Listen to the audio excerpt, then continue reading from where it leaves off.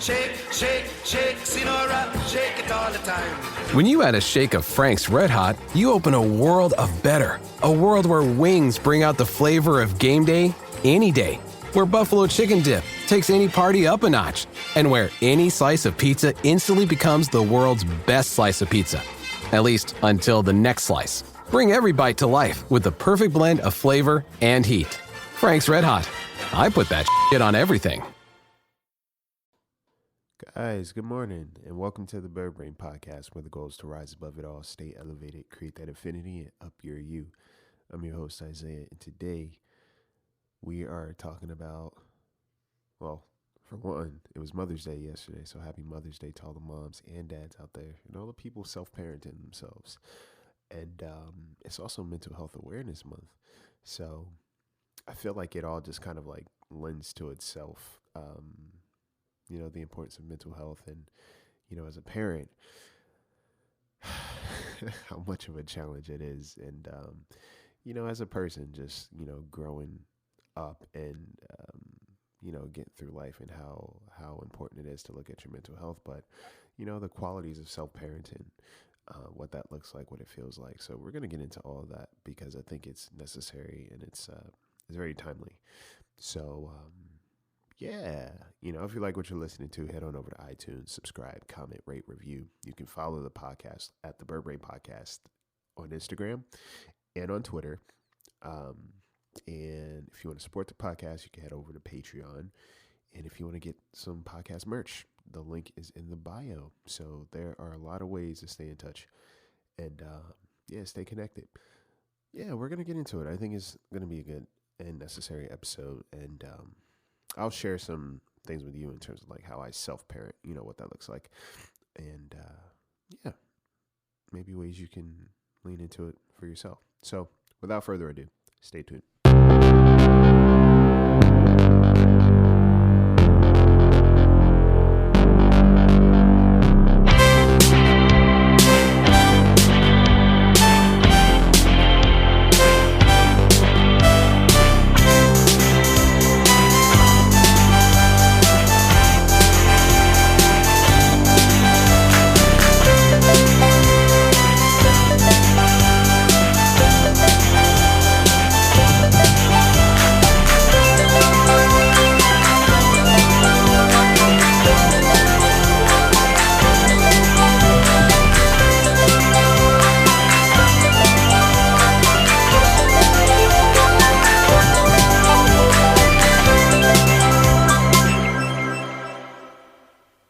Happy Monday, you beautiful people.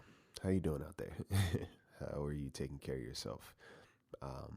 What do you need right now? What do you think you need? For one, go grab yourself some water. If you have not done that today, drink some water. Go right now. Pause this podcast. Go drink some water and also take a deep breath. I'm serious. Really serious. But beyond that, how's everything been going? How are you handling things? It's Mother's Day was yesterday, and and it's Mental Health Awareness Month. So I know Mother's Day can be a kind of like a mixed bag for everybody in the world because, our parents, sometimes we needed more than what they offered. And, or sometimes you grow up in a single family home like myself and, you just see that your parent does the best that they can and juggling and, doing all the things, it's a lot. It's a lot when you really think about it. And the older I've gotten, the more I realize like how challenging it is to be a parent and still at the same time, have components of yourself that you need to raise and tend to that you don't often get time for. I'm fortunate that, I know a lot of amazing moms out there, mine included, and friends of mine that are moms, and they just do the job, man. They really show up, and dads, doing the job because, I think when it comes to being a parent, There's the societal norms, but also just the principles of taking care of responsibilities and someone that's, depending on you to grow through this life properly. And, I think that mental health ties into that because a lot of times it's like, well, you can't always pour from what you don't have. And if there's a lack of love that you like, I know that, not everybody has similar experiences when it comes to these days, like, Mother's Day or Father's Day. Like, there's some people that don't have the best relationships with their parents, and they're still working through things, and that journey and that has been trying for them, and that's valid. I honestly think that you don't have to necessarily align with what society says when these days show up if you haven't had a good relationship.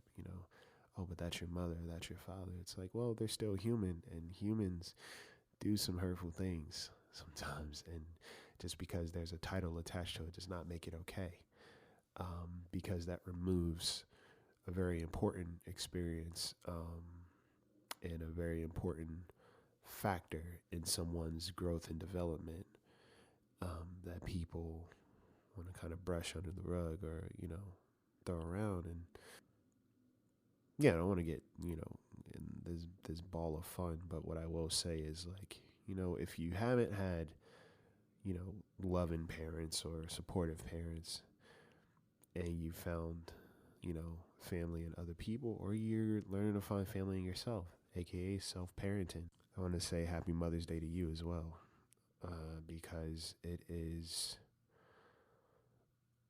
a lot to raise a child, and it is always going to be a lot to raise your inner child.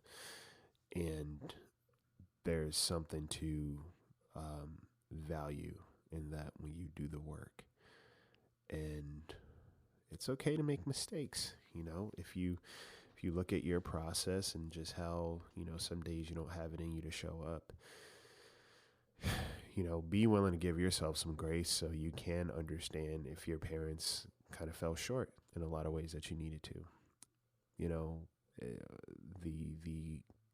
The whole concept of self-parenting is literally you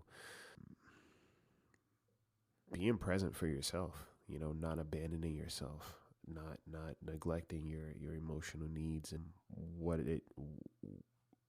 you require on a day-to-day basis. And I think oftentimes people don't look at that. It ties very well into mental health, because if you are cognizant of what, your childlike responses to a lot of adult situations, you'd realize that, like, there's still parts of your inner child, your inner wounded child, just looking for attention, love, and acceptance and value. And self-parenting is not. It's in my head. It's very simple. It's just kind of like, to break it down, it's literally you recognizing, again, your inner child responding to life currently.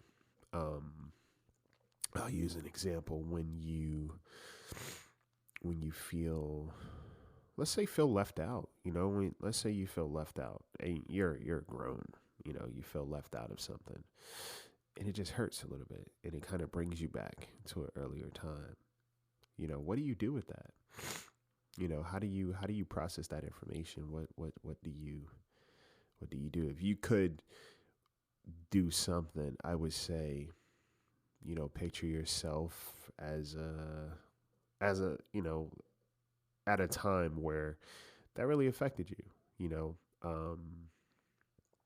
High school, I know, is a big time for that, where it's like you just want to be included, be a part of something bigger. Even your teenage self, look at your teenage self, or even go back a little bit further, like look at the little kid and, look him in the eyes and be like, hey, You're never abandoned and you're never neglected because I'm still here. Just getting into little modes or literally just asking yourself, hey, what's wrong? What about this affected you? And when you do that, for one, you're acknowledging yourself. You're acknowledging your pain instead of either pretending like it doesn't affect you or kind of building bitterness and resentment, because that holds on your heart. You know what I'm saying? And I'm using left out as a example because I think to some degree we've all experienced it. When you're left out, you feel rejected.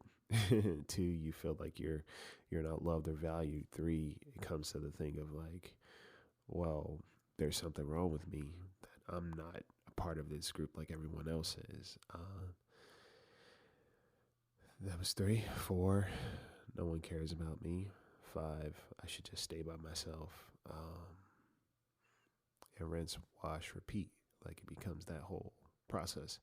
So when you're self-parenting, you kind of intercept those natural responses, and instead you take your time and you look at what could be going on under that moment of rejection. I mean, you could communicate too. Like, you can communicate with those people. Be like, hey, this hurt, or I would have loved to be a part of this. And it sounds weird because it's like, it's vulnerability. Again, vulnerability. We associate vulnerability with weakness. And the truth of the matter is no. Because if you step into a situation that affects you that much and that scares you, all you're going to do is learn from that situation. And whether it hurts or whether it heals you, you are still going to grow from that. The moment may be uncomfortable, but the byproduct of it is now you have a deeper sense of courage and worth. You made it a point to step into a very uncomfortable conversation because it was important to you. You made it a point to stand up for yourself because it's important too. And you said something. You spoke up, and on top of that, you sat with your feelings in the space of, well, something else is going on here. Because if this moment resonates so deeply, then that means there's history there. Does that make sense? Whenever we have a visceral response to a present moment, there's history there. It's not just about that moment. It's not just about those people. There's history. Even if there's history with those people, there's still history before those people. You get me? So I feel like, what I do again is I just ask myself a lot of questions, but also too, I'm very kind of compassionate, with myself, because I know the little Isaiah, he's he's grown through a lot, and he's still just trying to sort it out, figure it out. And now that I'm here, there's still a lot I'm trying to sort and figure out, but I can still be there for him from a more mature place to a certain degree. And that's important because you talk your heart off a ledge, you talk your worth off a ledge, you talk your value, your self-esteem, your self-confidence, all these things you talk off a ledge. On top of that, you just make sure you are showing up in an environment that's very nurturing and taking care of you, because I don't care who you are and I don't care how old you are. We all need to feel like we matter and that we're safe in our environments. And a lot of times people don't know how to do that. People don't know how to ask for it. People don't know how to cultivate it. People don't know how to take care of it when they're in that, because it's like you're not used to it. Or you were taught something completely different. So this, again, parenting as a literal parent, as a self-parent, all ties into mental health. And as you all know, it's like, I'm not a mental health professional, but I've done the work. I have a degree in psychology, and just life in itself, life in itself has definitely taught me a lot. And I think, I believe, and I know is you will always be the expert of your own life. And what I mean by that is that your experiences you know better than most people. You may not understand them better, but you know them better. Does that make sense? That's a good one. Yeah. If you know your experiences better than other people, you may not always understand them better. That's where the professional help comes in. But you know them better. Like, you know what you've been through. You know how it felt. You know how it made you, see things differently, whether it be for better or for worse. But as a self-parent, as a parent to your own inner child, I think it forces you to be a little bit more kinder to people outside of you. Because if I take care of myself and I'm willing to understand myself and ask myself questions when certain things go awry, then I can kind of have a different perspective when it comes to other people that hurt me or just walk around wearing a lot of pain. Doesn't mean I have to engage with them, but I do understand a little bit differently. And that's because I'm taking time to understand myself differently. And it's worth it. I think it takes the edge off a lot of things. Like, last week for me, and lately, I'll be honest with you guys. Some days are not always the easiest to navigate, and I'd say get out of my own way. And what I've just been allowing myself to do is create space for rest, because I realize that's what I need the most. You don't have to be, I think, physically in motion and constantly doing things to be exhausted. A lot of times it could just be your mental process that wears you down. And for me, I think a lot. I think a lot about a lot of things, and it creeps up on me. It creeps up on me, and I am, sorting through relationships and different dynamics and just the world itself and where I fit. And that's a lot to think about. It's a lot to process. And,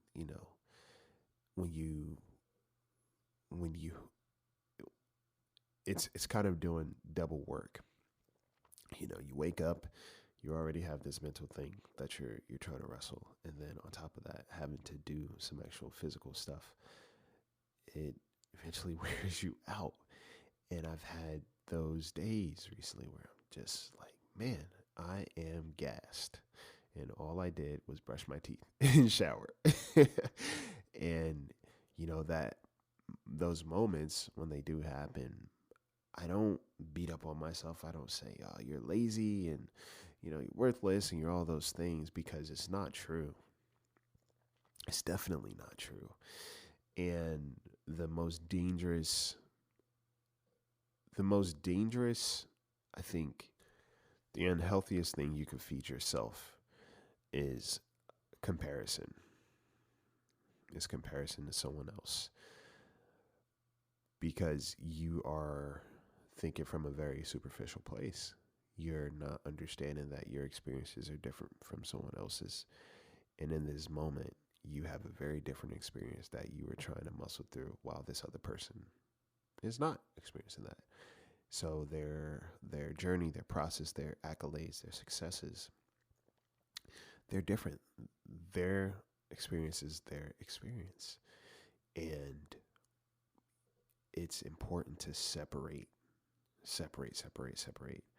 your self-worth, your experiences, all those things that make you, separate them from your level of productivity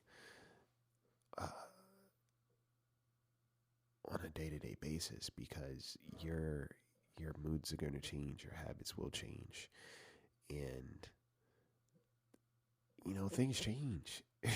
things change, but that does not equate to laziness. There's so much going on under the surface when we coin things as laziness and or procrastination. There's a fear of failure. There's a fear of success. There is a lack of believing in oneself because you may not have had that from, again, your parents.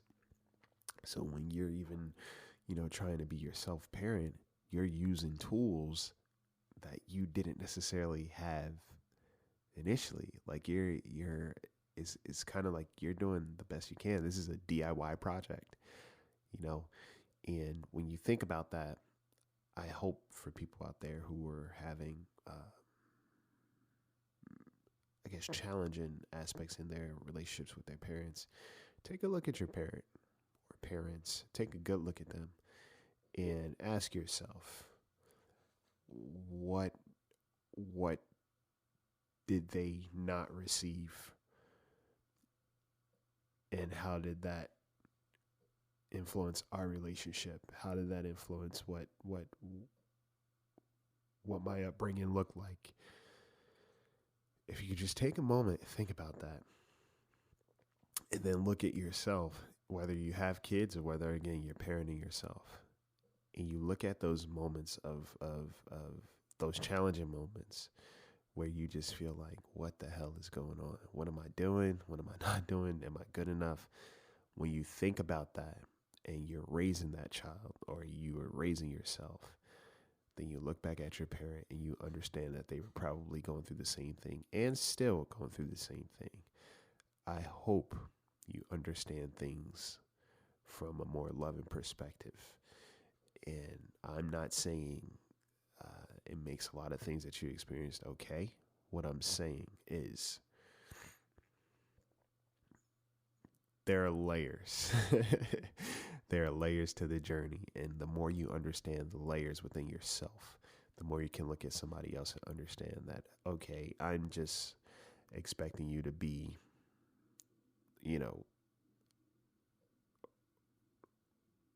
error-free, foolproof.